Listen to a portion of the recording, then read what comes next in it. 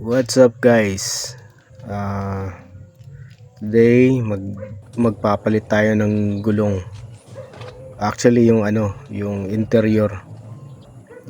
Medyo akala ko nung una may butas. Yung pala naputol yung pito niya. Ayan guys, wala nang hangin, no. Ayan, center stand muna natin. Kaya hindi ko na tinanggal yung tawag doon, yung axle niya. Kasi iniisip ko magpapatch lang ako ng butas. Ayan, tinanggalan ko siya ng hangin. Napansin ko parang maluwag. Yun pala, naputol na siya guys. Ayan, tatanggal muna tayo ng gulong.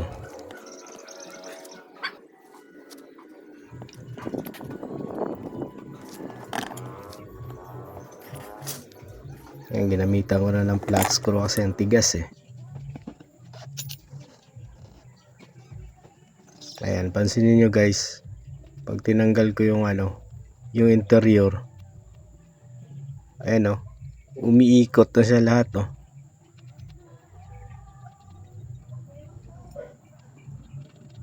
ayan, ayan, pag tinanggal ko yung interior, naiiwan na sa loob yung pito.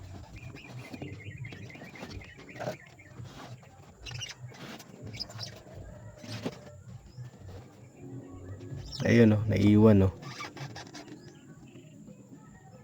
kaya ingatan natin guys. Siguro mas maganda hindi siya lalagyan ng nut. Ayan, so tatanggalin ko na yung axle niya para patanggal yung gulong. Sa nagkataon na nandyan pa yung luma ko na interior, yung pinaka original po niya, yung stock po niya na interior, yan ang ginawa kong pampanlit muna, pansamantala.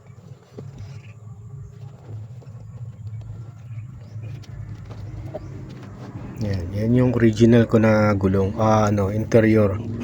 Mapapansin nyo guys, ayan, masyadong malaki. Ayan, linisan muna natin yung mga hindi kasi nalilinisan yun eh. Saka pansinin nyo guys yung brake pad ko, ayan, medyo makapal pa siya guys. Brake pad ko actually 34,000 na mahigit yung takbo niyan. Hindi pa ako napagpalit ng brake pad. Bihira lang kasi ako gumamit ng brake sa sa likuran eh. Kadalasan kong ginagamit yung sa harapan. Yung likod, alalay lang siya eh. Pag yung tipong lumiliko ako, yan, likod yung ginagamit ko. Pero pagka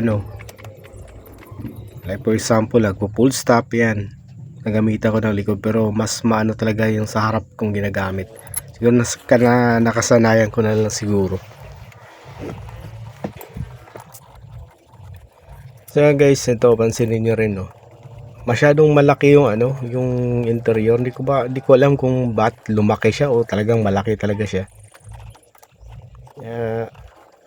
Kadalasan talaga ay hindi pa ako na nito, di pa ako nabutasan na yung natinik ng ng pako o ano man diyan. Talagang lahat ng butas na nangyari dito, yung naiipit lang siya. Yan, ewan ko ba sa mga dating, sa ibang mga bago ngayon na na Cruzy Classic, kung ganyan din ba kalaki yung interior niya. Kaya pinalit ko dyan, wala rin, tinanggal ko rin kasi kung nilagyan ko na ng hangin habang tumatagal, ayun na siguro naipit yun. Ayun, may butas. Kaya tinanggal ko na naman uli, tapos nilagyan ko ng patch. Ayun.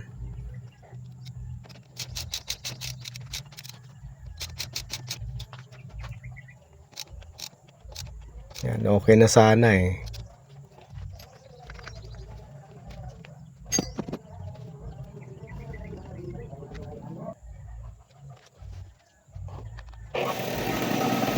Yan, lalagyan ko na ng hangin. Tapos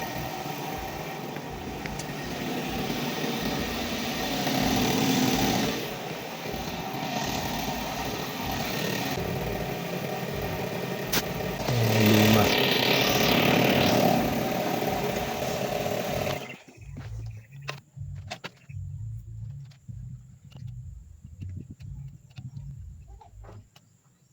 Ayan, sinukat ko na yung hangin niya.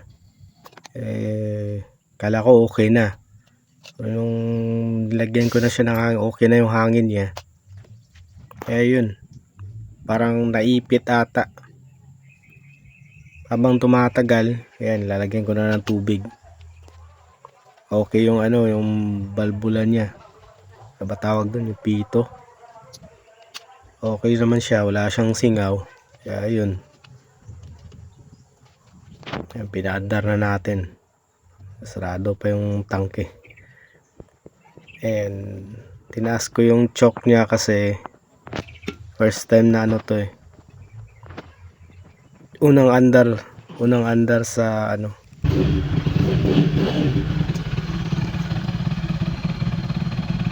ayan. Pero road test ko sana eh, kaso pansin ko habang tumatagal parang lumalambot ata. Kaya yun, ayan naiipit din. Tinanggal ko na uli, pinas forward ko na lang. Ayan yung ginamit ko. Merong malaki, merong maliit. Maliit lang yung ginamit ko na patches. So ayan first time ko rin gumamit ng ganito. Sinubukan ko lang kung ayos ba. Ayan, lagyan ng pandikit, tapos dikit mo na. Tapos yan. Ayan mo lang gawin mo. After nyan, pasok yung gulong. Ayun. So far okay pa naman, wala namang so sana hindi na siya mabutas.